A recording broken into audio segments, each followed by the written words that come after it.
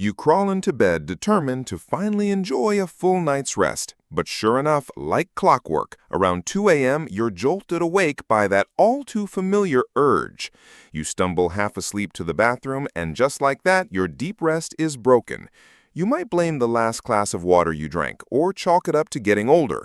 But what if I told you the real reason has little to do with how much you sip, and everything to do with the way your body handles sleep itself?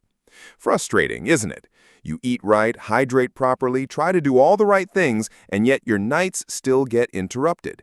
It feels like your own bladder is your enemy. But the truth is, your bladder is only the messenger. The hidden causes are shifts in body fluid and temperature regulation that force your kidneys to work overtime while you're trying to rest.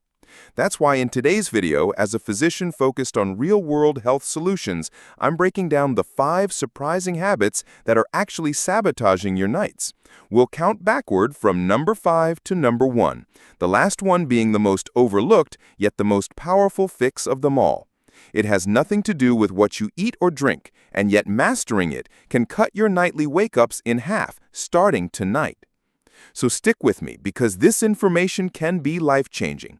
And before we dive in, if you're serious about finally taking back your deep, uninterrupted sleep, hit that like button right now. It helps this channel reach more people who are struggling just like you.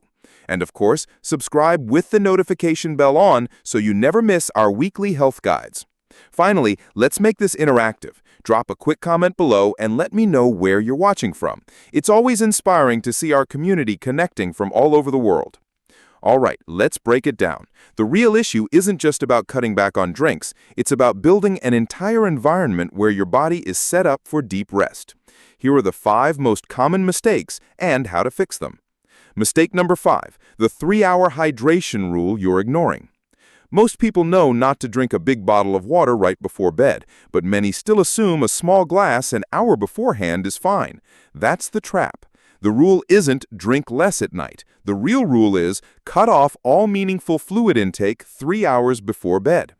Here's why. When you drink, that liquid is absorbed into your blood, raising your total blood volume.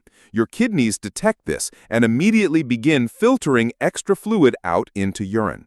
This whole process from sip to bladder takes about 1 to 3 hours, meaning that innocent glass of water at 10 p.m. if you sleep at 11, it hits your bladder right at 1 to 2 a.m. Your body actually tries to protect you from this. It produces ADH, a hormone that naturally slows down urine production while you sleep. But when you keep drinking close to bedtime, you suppress this hormone, keeping your kidneys in full day mode. And science backs this up. A published study in clinical urology found people who respected the 3-hour cutoff reduced nighttime urination by about 40% compared to those who cut off only an hour before. So the fix is simple. Hydrate earlier in the day. Think of your body like a tank. Fill it up during the morning and afternoon when you can easily visit the bathroom. By night, let it run on low. If you need to take medicine, use the tiniest sip possible. So tell me, what's your current cutoff time for liquids before bed? Be honest in the comments. Mistake number 4, the late dinner and hidden diuretics. Even if you time your fluids perfectly, your evening meal could still be the problem. This mistake has 2 parts, when you eat and what you eat. First, the when. A large dinner within 3 hours of bedtime forces your body into heavy digestion mode instead of repair mode. That keeps your metabolism revved, raises your core temperature, and even produces metabolic water as food breaks down. All that extra water ends up in your bloodstream and eventually in your bladder. Second, the what. Certain foods act as diuretics, forcing your body to make more urine. Alcohol and caffeine are obvious, but hidden diuretics include common healthy foods like cucumbers, celery, parsley, and asparagus. Even very spicy meals can irritate the bladder and trigger urgency. So the fix, finish your dinner at least 3 to 4 hours before bedtime. And if nocturia is a problem, save diuretic foods for earlier in the day. Swap that cucumber salad for carrots or sweet potatoes at dinner. What's one healthy food you love that might actually be waking you up at night? Share it below. I'm curious. Mistake number 3, the good enough bathroom trip. Here's one I see constantly. People think they fully emptied their bladder before bed, but they haven't. In reality, most people only release 80 to 90% if they're rushed or distracted. That leftover 10 to 20% may not sound like much, but it means your bladder fills up faster and wakes you earlier. The solution? Double voiding. Here's how. Right before bed, sit on the toilet, even men. Sitting relaxes pelvic muscles fully. Pee as usual, then stay seated for another 30 to 60 seconds. Lean forward slightly, rest your arms on your knees, and try again. Often, more comes out. This simple 2-minute technique is recommended by major medical centers because it's safe, easy, and highly effective. Make it your final ritual before hitting the pillow. Have you heard of double voiding before, or is this new to you? Mistake number 2, ignoring your bedroom climate. Your body is like a thermostat. The room you sleep in, along with the clothes you wear, has a direct effect on your kidneys and bladder signals.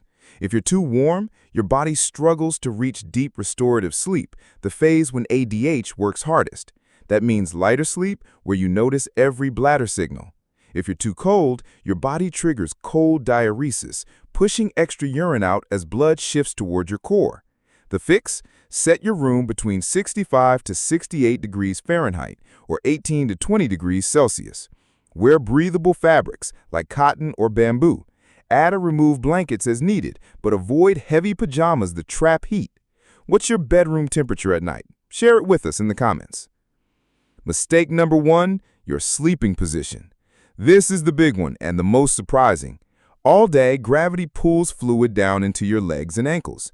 When you finally lie down, that trapped fluid returns to your bloodstream, increasing volume and triggering your kidneys to flush it out. Hours later, bam, you're awake. The fix? Beat gravity before bed. For 1 to 2 hours before sleep, elevate your legs. Prop them on pillows, an ottoman, or against a wall. Let gravity drain the fluid earlier so your kidneys handle it before bedtime. When you finally sleep, position matters too. Back sleeping with a pillow under the knees or side sleeping with a pillow between the legs reduces pressure on your bladder and supports circulation. Research even proves it. A study in the American Geriatric Society showed elderly patients who elevated their legs before bed had significantly fewer nighttime wake-ups. Where should you start? I know this is a lot, 5 mistakes, 5 fixes. Don't try to fix them all at once. Instead, follow the rule of 1. Pick just the one that clicked for you most tonight. Maybe it's the 3-hour hydration cutoff. Maybe it's leg elevation. Commit to that one for a few nights before adding another. Because the truth is, there's no magic pill. The secret to uninterrupted nights is understanding how your whole body works together. Give your system the right environment, and it will finally let you rest. So, what was your personal aha moment? Share it in the comments. That's your starting point. And if this gave you a clear plan for tonight, type the word plan below to commit. Don't forget to subscribe and hit the bell so we can keep going on this health journey together. Take care and sleep deeply.